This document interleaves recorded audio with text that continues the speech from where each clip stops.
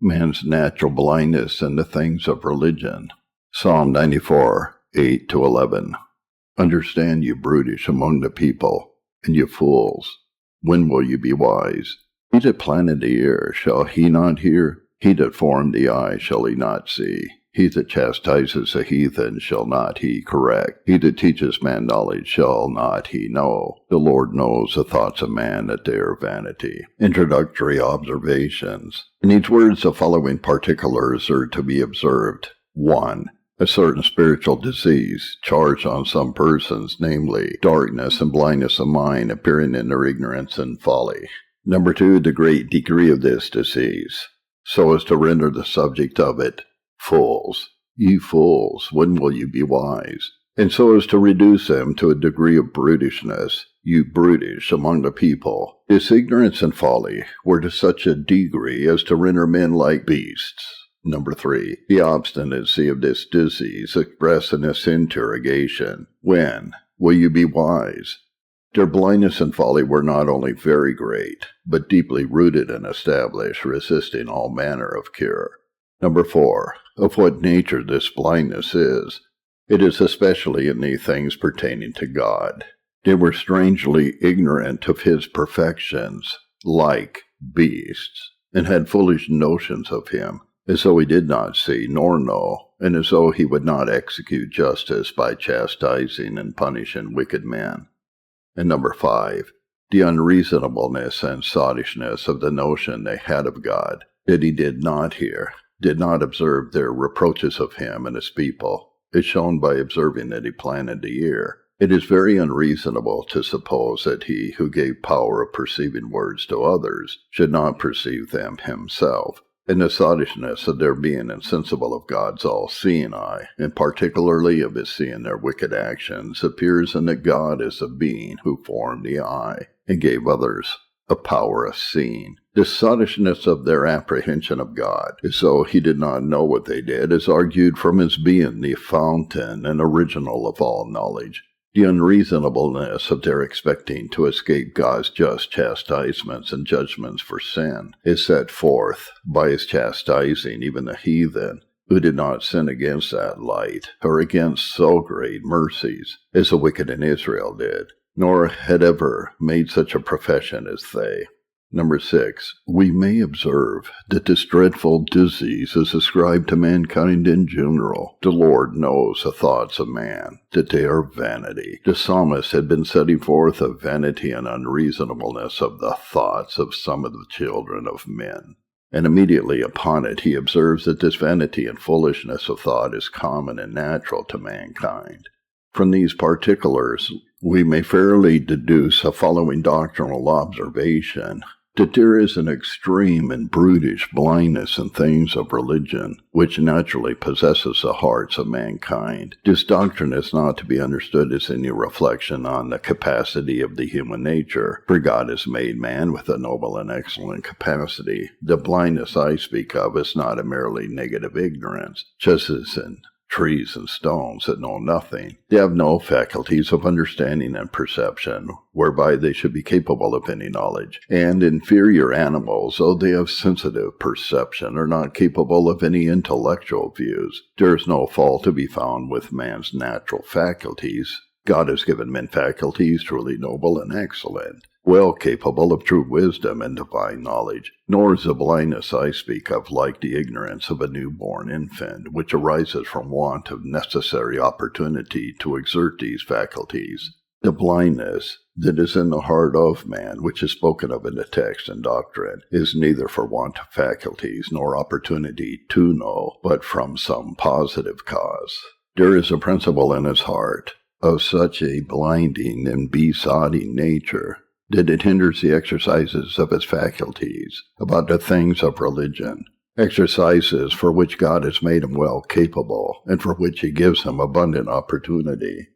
In order to make it appear that such an extreme brutish blindness with respect to the things of religion does naturally possess the hearts of men, I shall show how this is manifest in those things that appear in men's open profession, and how it is manifest in those things that are found by inward experience and are visible in men's practice. Section 2.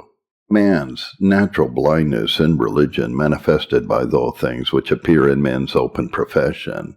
I would now show how it is manifest that there is a sottish and brutish blindness in the hearts of men and the things of religion, by those things which appear in men's open profession. Number 1. It appears in the grossness of that ignorance and those delusions which have appeared among mankind. Man has faculties given him whereby he is well capable of inferring the being of the Creator from the creatures. The invisible things of God are very plainly and clearly to be seen by the things that are made, and the perfections of the divine being. His eternal power and Godhead are very manifest in the works of his hands, and yet grossly absurd notions concerning the Godhead have prevailed in the world. Instead of acknowledging and worshipping the true God, they have fallen off to the worship of idols. Instead of acknowledging the one only true God, they have made a multitude of deities. Instead of worshipping a God who is an almighty, infinite, all-wise, and Holy Spirit, they have worshipped the hosts of heaven, the sun, moon, and stars, and the works of their own hands, images of gold and silver, brass and iron, wood and stone, gods that can neither hear, nor see, nor walk, nor speak, nor know anything. Some in the shape of men, others in the shape of oxen and calves, some in the shape of serpents, others of fishes, and so on. The sottishness of men in thus worshipping the lifeless images which they themselves have made is elegantly and forcibly represented by the prophet Isaiah.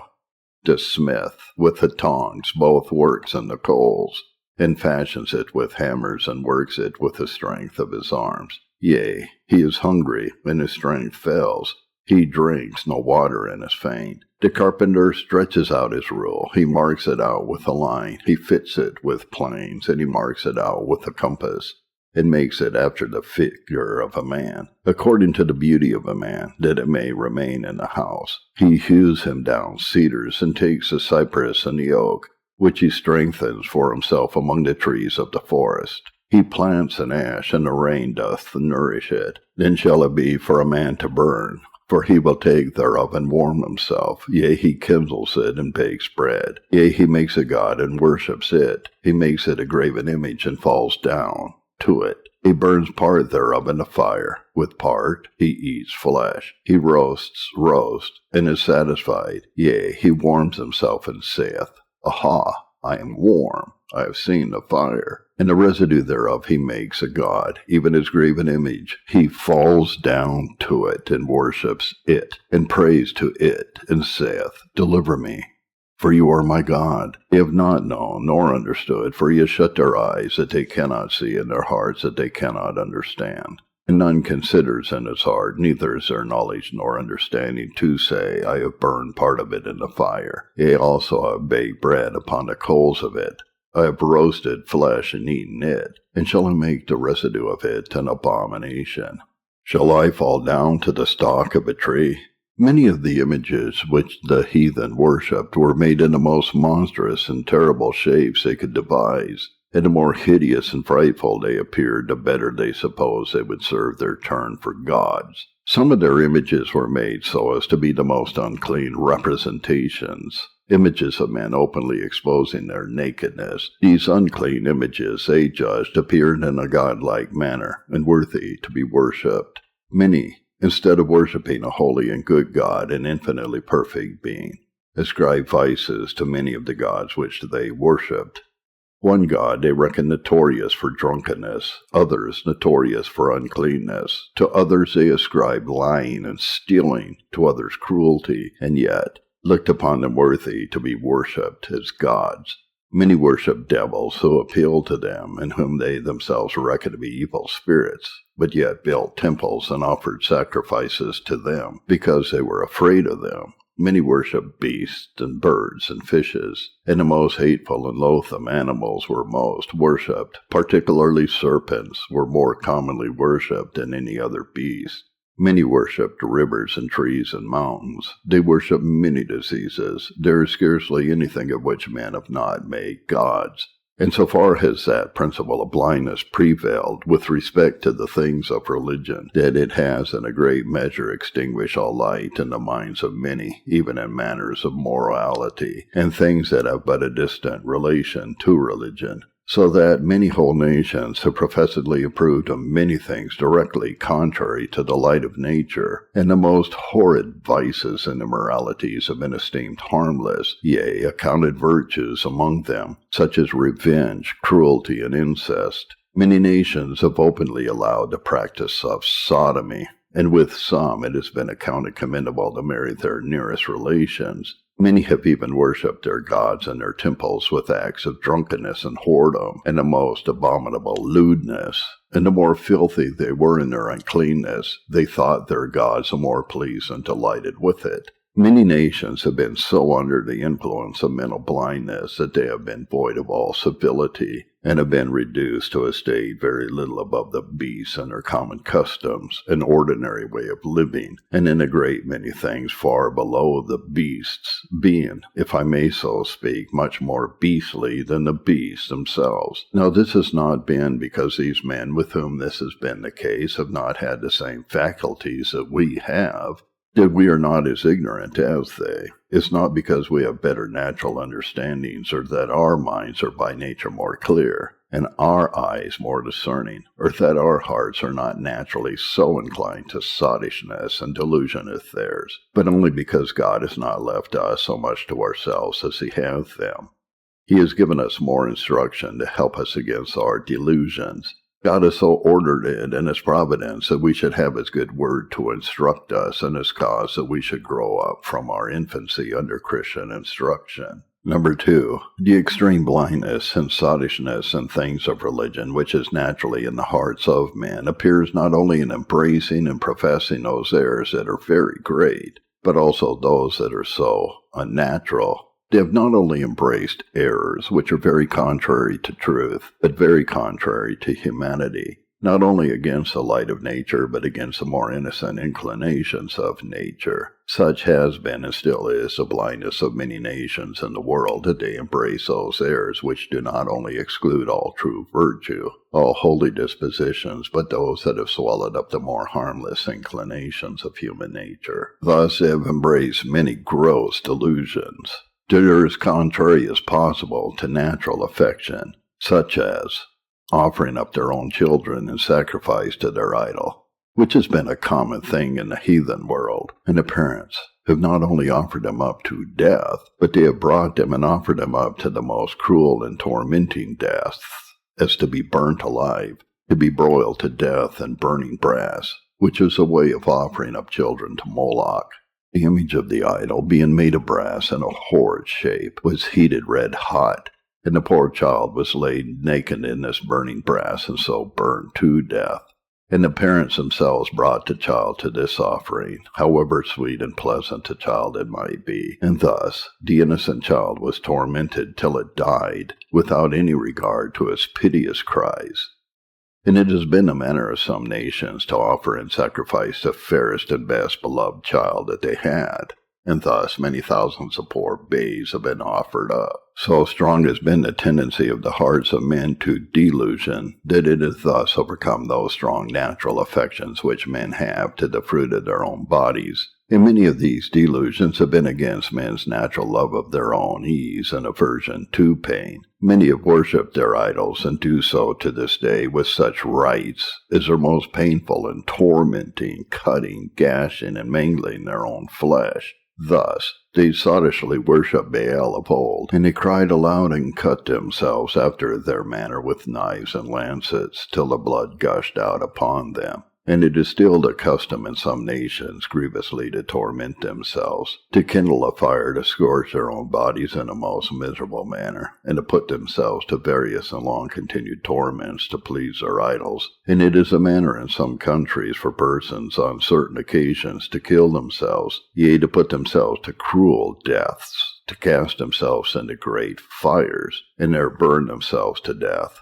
How powerful must be the delusions of the human mind, and how strong the tendency of the heart to carry them such a length, and so to overcome the tenderest feelings of human nature. Number 3, the extreme blindness of the mind of man will appear further if we consider how general gross ignorance and delusion has been, It has for the most part prevailed through the greater part of the world. For most of the time, from Noah's flood to the coming of Christ, all nations except the children of Israel were overspread with growth, heathen darkness, being given up to the most vain and ridiculous notions and all manner of superstitious, barbarous, absurd, and unnatural practices. And for the greater part of the time since, most nations of the world have been covered with gross darkness.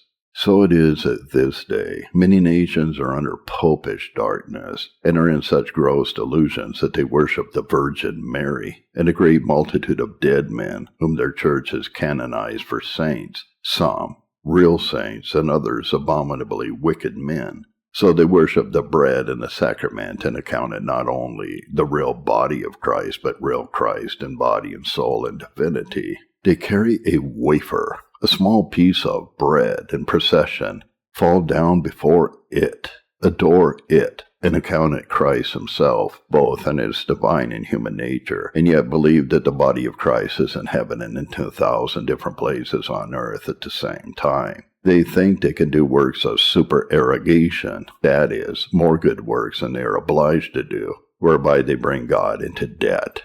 To them, they whip themselves and put themselves to other ridiculous penances and sufferings, whereby they think they appease the anger of God for their sins. And they pay money to the priests to buy the pardon of their sins. Yea, they buy indulgences for future crimes, or pardon for sins before they commit them. They think they defend themselves from evil spirits by sprinkling holy water. They pay money to buy the souls of their departed friends out of purgatory. They worship the relics of dead saints, such as pieces of their bones, their teeth, their hair, pieces of their garments, and the like. And innumerable other such foolish delusions are they under.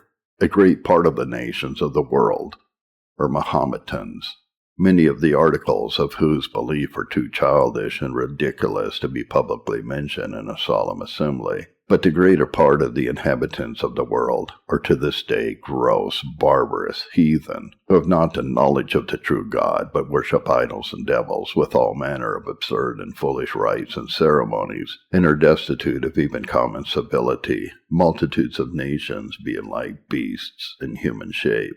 Now this barbarous ignorance and gross delusion, being of such great extent and continuance, shows that the cause is general, and that the defect is in the corrupted nature of mankind, man's natural blindness and proneness of his heart to delusion. Wherefore, this sottish blindness and folly of the heart of man appears in their being so prone to fall into such gross delusions, soon after they have been favored with clear light. Were not the minds of men exceeding dark, they never would entertain such absurd notions at all, for they are as contrary as possible to reason, much less would they fall into them after they have once been instructed in the truth. For were it not very strange and great sottishness indeed, they would, when they come to be informed of the truth, and have opportunity to compare it with those gross errors, behold such a reasonableness in the truth, and such absurdity in those errors, that they would never be in danger of being deluded by them any more. But yet so it is, mankind,